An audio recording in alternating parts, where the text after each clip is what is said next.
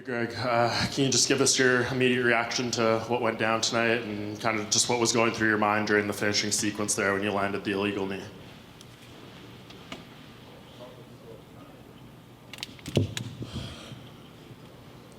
My initial reaction was surprise. I just thought the fight was over and I won, and then he disqualified me. So what was your perspective? What was going on there? Was it just a heat of the moment thing, kind of an experience? Or do you think it was that he was going to be getting up and it was going to be a legal knee? I mean, I haven't seen it, but you can go back and look at it, man. I can guarantee you that his knee was coming up. He was getting up. I was just inexperienced. It was me mistiming it, man, but I was trying to time it like I just watched Cowboy Cerrone do, like I just watched everybody else do, man. And I thought it was the right thing to do at the time, and it was not. I messed up. And what kind of learning lessons do you take away from that? I mean, obviously you're disappointed right now, but how do you kind of digest this? You don't, man. It's terrible. I'm not one of the regular guys. I was built to do this. I was made to do this, man, and I let people down today. I let my gym down. I let my team down. It sucks, man. I didn't want him to go out like that. Like that sucks for Alan Carter, man. No matter how he feels about me, that's not okay. I take full responsibility. It's not something I did on purpose. Anybody that's ever heard me talk, met me, or been around me knows it's not something I would do.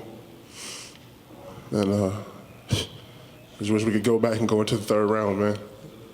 And just last thing from me, as you were leaving the cage, a lot of boos, a lot of people chanting things at you. Were you hearing any of that at the time, or were you just kind of, entrapped in that moment of disappointment? It'd be real selfish of me to sit around and talk about the boos when I got all these people that just travel halfway across the world to be here with me, man. All I can think about is, like I said, how I let these people down, man. People put their name on the line for me. That may not mean a lot to regular people. It means a lot to me, man.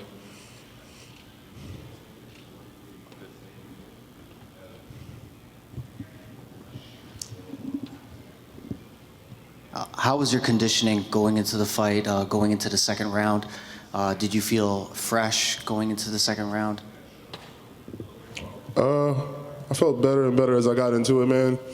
It's hard to breathe. He choked me pretty good, so that was the only problem I was having. I'd never been choked like that before, but you saw how it worked out, man. He took me down. I got back up. He hit me a couple times. I can take a shot, man. Like I said, I was built to do this, bro. This is what I do, man. It just sucks I didn't get a chance to continue to do it. And it sucks that it happened the way it happened. Like I said, man, I apologize to Alan Crowder, bro. Like, that's a terrible thing to do. Terrible way to go out. So, yeah. You were able to connect both in the first and in the second round. Was it a change of your mentality to know that he was able to take a few of your shots because you were landing pretty flush, it seemed like? I went into this fight, man, trying to just follow my coach's game plan, man. I was trying to just touch him. I wasn't trying to throw crazy haymakers. I did get a little out of control. It's natural for somebody that hasn't really been around too long. But again, I was just trying to land punches, trying to fight the good fight, man. I was enjoying myself, and it wasn't. He started yelling at me, trying to coax me into being a crazy fighter. I brushed it off. I went back to hitting him and doing my job, man. Like I said, I felt like I was in the zone, man, and I felt like when I threw the knee, it was a great knee until, like I said, he tackled me and disqualified me, Greg, you kind of touched on it a little bit there, but I wonder, are there positives that you do take out of this? This was a UFC debut where a lot of people get nerves. You fought longer than a minute. You showed, some. So do you take any positive out of this right now, or are you just focused on the negative only? I recognize that there are positives. I just don't, I don't operate well enough to sit here and acknowledge them right now, man. We'll go back and we'll watch the film, and we'll see what I did wrong. We'll see what I did right. But at the end of the day, man, right now I'm disappointed in myself. Just not having the cool to go that deep into the waters and be able to see everything like I wanted to, and recognize that I needed one more second before I threw that knee, and That's just where my mind goes, man. Like I said, it's to my coaches, it's to Dana White, who, everybody that put their name on the line with mine. And I know it sucks for them. And all I do is talk about, what kind of human being I am, man. And that's what kind of human being I am, bro. My heart bleeds for them, man, because I did this to them.